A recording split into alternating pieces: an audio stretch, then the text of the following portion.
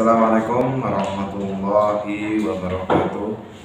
Oke, masih berjumpa lagi dengan Pak Mutakin dengan pelajaran PAI subbab Tarikh ya, atau sejarah Islam.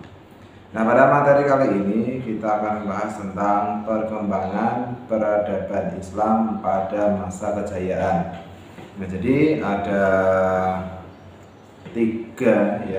tiga perkembangan peradaban Islam di masa kejayaan, itu ada pada masa Daulah Abbasiyah, juga ada masa Daulah Umayyah yang ada di Andalusia, kemudian ada perkembangan peradaban Islam di Daulah Fatimiyah.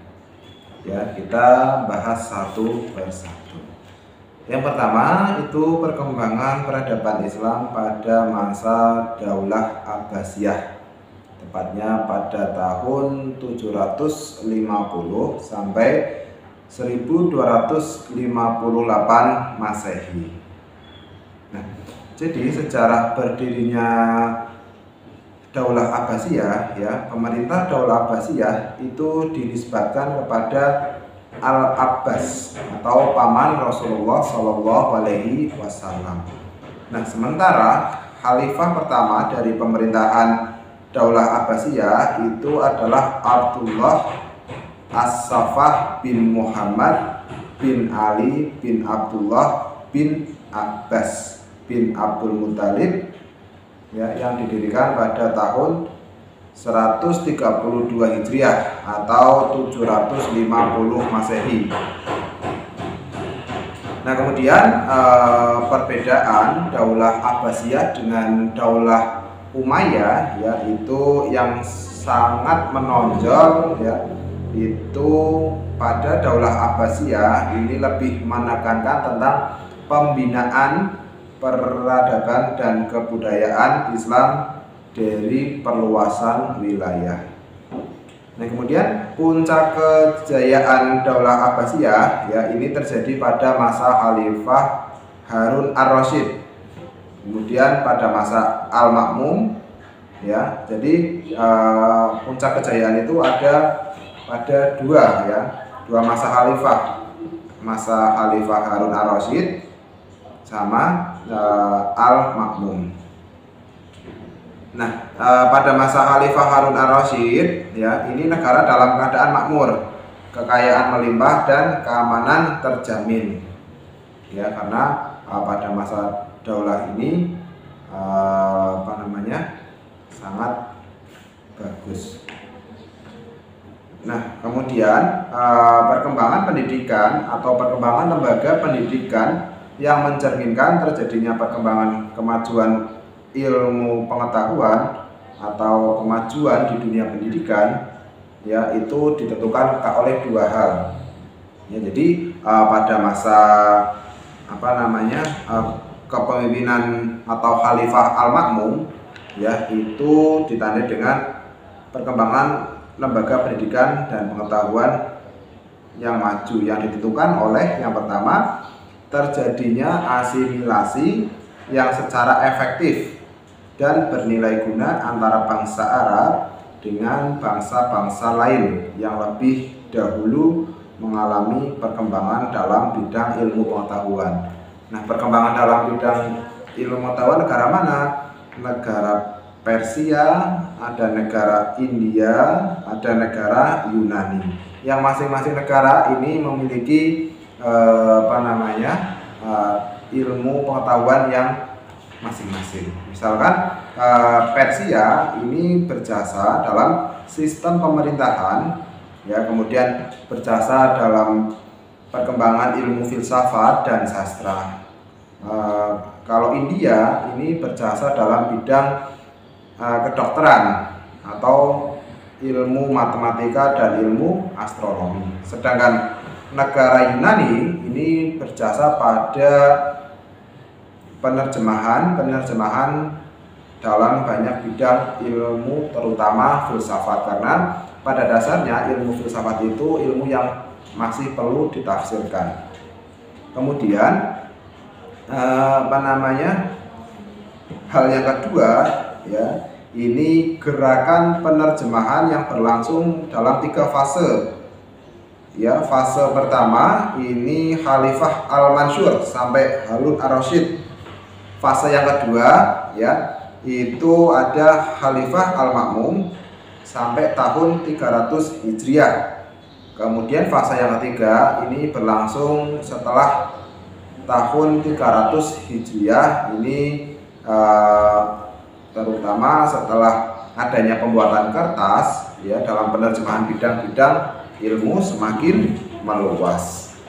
Nah, apa sih peran Daulah Abbasiyah dalam berbagai bidang? Ya, tentunya di Daulah Abbasiyah ini perannya sangat penting ya dalam berbagai bidang. Bidangnya apa saja? Yang pertama ada bidang agama. Ya, bidang agama antara lain ilmu fikih ya. Kemudian artinya ilmu fikih ini ilmu yang menjelaskan tentang segala sesuatu yang diwajibkan atau dimakruhkan atau dibolehkan atau yang diharamkan oleh agama Islam. Nah, itulah ilmu fikih. Kemudian bidang agama yang kedua itu ada ilmu tafsir ya, ilmu yang menjelaskan tentang makna atau kandungan di dalam Al-Qur'an. Kemudian ada juga ilmu hadis. Nah, ilmu hadis ini ilmu yang mempelajari tentang hadis dari sanadnya, perawinya, isinya, dan lain-lain. Kemudian ilmu agama atau bidang agama yang selanjutnya yang keempat itu ada ilmu kalam. Ya, ilmu kalam itu ilmu yang tentang mempelajari ketuhanan dengan berdasarkan nalar atau logika. Kemudian yang kelima ilmu bahasa. Nah, di antara ilmu bahasa yang berkembang pada masa Daulah Abbasiyah ini ada beberapa ilmu, yaitu ilmu nahwu, ada ilmu sharaf, ya, ilmu bayan, dan ilmu badi dan arud. Nah, ini ilmu-ilmu yang menjelaskan tentang bahasa. Kemudian itu tadi dari aspek bidang agama. Kemudian dari aspek bidang umum, ya, ini ada yang pertama ada filsafat, ya. Filsafat ini diartikan sebagai pengetahuan dan penyelidikan tentang akal budi atau segala yang ada, sebab, asal, dan hukumnya. Artinya filsafat ini pemikiran yang kritis seperti itu. Kemudian di bidang umum yang selanjutnya atau yang kedua itu ada ilmu kedokteran, ya. Kemudian ada juga ilmu matematika, ya. Kemudian ada ilmu farmasi, ilmu astronomi, dan geografi. Kemudian yang ketujuh ada sejarah, dan yang terakhir itu ada sastra. Nah, itu di bidang umum.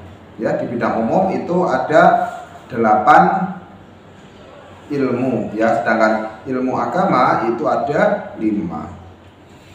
Kemudian faktor-faktor penyebab kemunduran Daulah Abbasiyah, ya, ini yang pertama adanya persaingan antar bangsa, ya.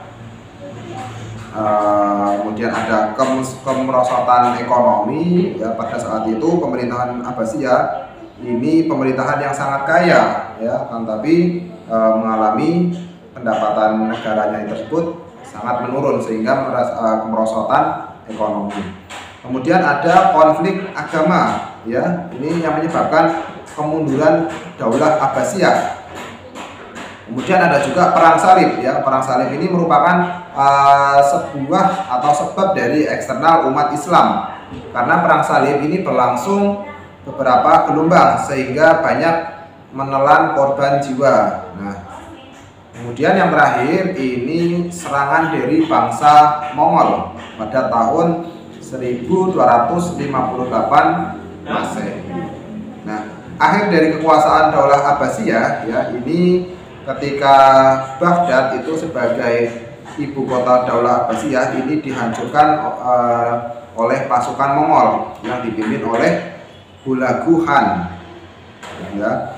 Nah, dengan demikian lenyaplah Daulah Abbasiyah yang telah memainkan peran penting dalam bidang kebudayaan dan peradaban Islam. Nah, itulah, ya, terkait perkembangan peradaban Islam pada masa Daulah Abbasiyah. Yang selanjutnya Perkembangan peradaban Islam pada masa Daulah Umayyah. Umayyah itu berarti di Andalusia.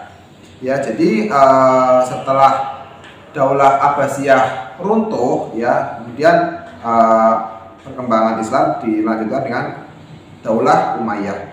Nah, Daulah Umayyah ini di Andalusia adalah sebutan bagi semenanjung Iberia atau periode Islam.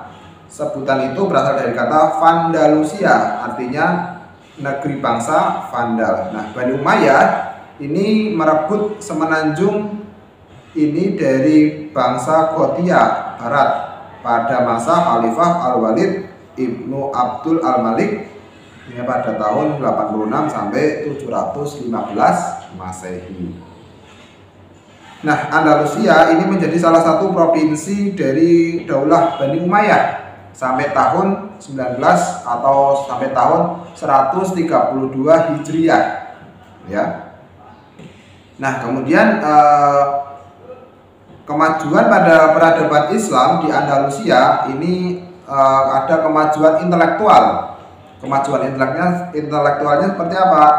Adanya filsafat, ya, kemudian adanya ilmu sains, ya, kemudian adanya ilmu bahasa dan sastra. Kemudian di sisi lain tidak hanya ilmu filsafat, akan tapi kemajuan di bidang ilmu pengetahuan atau bidang ilmu keagamaan seperti ilmu tafsir, ya. Ilmu tafsir itu di Andalusia itu terkenal dengan ilmu dari Al-Qutubi atau Al-Qurtubi, ya, dengan karyanya yang sangat luar biasa dari Al-Qurtubi. Kemudian bidang ilmu keagamaan yang kedua itu ada fikih, ya. Bidang fikih itu para ahli atau para pakarnya itu banyak. Salah satunya Abu Bakar bin Al-Qudhiyah, ada juga Ibnu Rus, ya, dan lain sebagainya.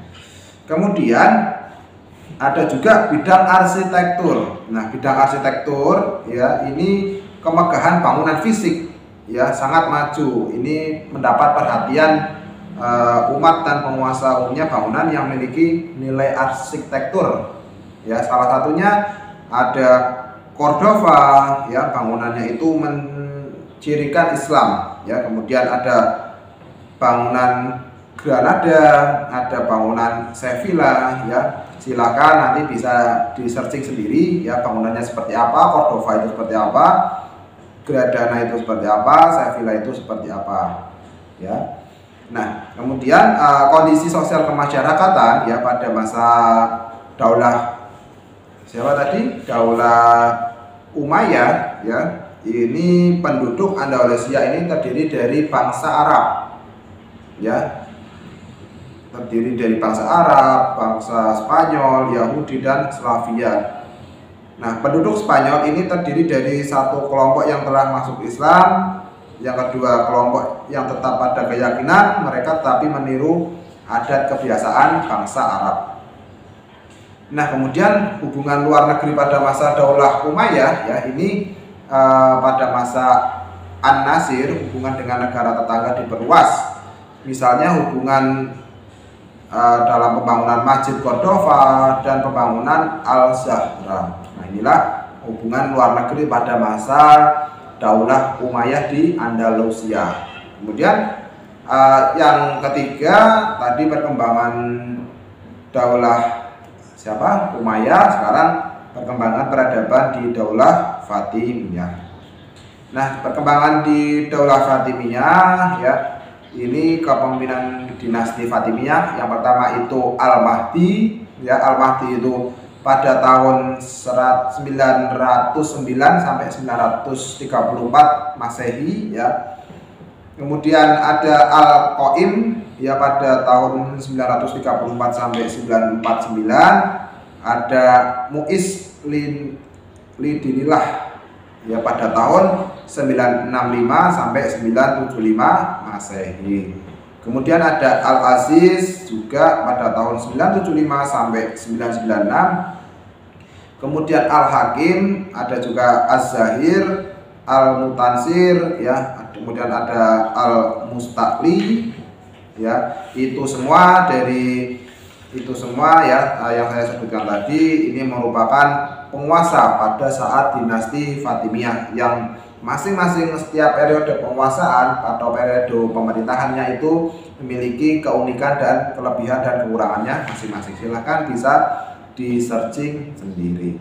Nah, kemudian kemajuan peradaban pada masa Fatimiyah itu sedikit berbeda dengan perbedaan pada masa Daulah Abbasiyah ataupun Umayyah di Andalusia. Nah, kemajuan peradaban pada masa Fatimiyah ya ini ada di bidang administrasi ya, bidang administrasi pemerintahan maksudnya ya. Kemudian ada kondisi sosialnya itu mayoritas itu bersikap moderat atau penuh perhatian urusan agama non muslim. Artinya yang dipikirkan tidak hanya umat Islam saja kan, tapi umat non muslim juga dipikirkan pada masa Fatimiyah. Kemudian di sisi lain kemajuan pada masa Daulah Fatimiyah juga kemajuan ilmu pengetahuan dan kesusastraan ya. Ilmu pengetahuan pada dinasti Fatimiyah ini tidak sebesar sumbangan Abbasiyah ya, artinya perbedaan antara pada masa Fatimiyah dengan pada masa Abbasiyah itu lebih besar ilmu pengetahuannya pada masa Daulah Abbasiyah. Nah, kemudian yang terakhir hikmah atau mempelajari sejarah perkembangan Islam pada abad pertengahan itu yang pertama meskipun Bani Umayyah telah dihancurkan oleh Bani Abbasiyah atau Bani Abbasyah, perluasan Islam itu masih terus dilanjutkan sehingga kebudayaan Islam itu tetap berkembang di Eropa. Kemudian yang kedua, niat yang tulus ketika melakukan sesuatu karena Allah itu sangat dibutuhkan. Ketika niat telah berubah menjadi orientasi terhadap kekuasaan atau harta, maka dengan cepat kehancuran akan menimpa. Artinya niat itu yang pertama itu niat kita itu harus bagus ya, niat karena Allah Ta'ala, bukan niat untuk mencari harta, karena pada dasarnya niat karena kekuasaan, untuk mencari kekuasaan atau banyak lain itu suatu saat pasti akan hancur. Nah, kemudian hikmah yang ketiga ya, penaklukan wilayah yang demikian luas dilakukan oleh kaum muslimin saat itu berdasarkan pada pemerintahan penduduk suatu negara yang ditindas oleh pemimpin mereka sendiri. Nah, itulah ya terkait perkembangan ya peradaban Islam pada masa kejayaan. Intinya ya hikmah yang dapat dipetik dari pembelajaran ini ya seperti tadi, niat kita ya dalam membela agama Allah atau niat kita dalam perjuangan Islam itu karena Allah ya, bukan karena ikut-ikutan ataupun karena kekuasaan, karena sejatinya akan ditimbang seperti itu. Silahkan ya untuk anak-anak kelas 11 RPL, silahkan pelajari materinya bisa dari sumber buku ya, pendidikan tarikh ataupun sosial media yang lainnya, bisa dari Google ataupun yang lainnya. Demikian materi kali ini, kurang lebihnya mohon maaf. Assalamualaikum warahmatullahi wabarakatuh.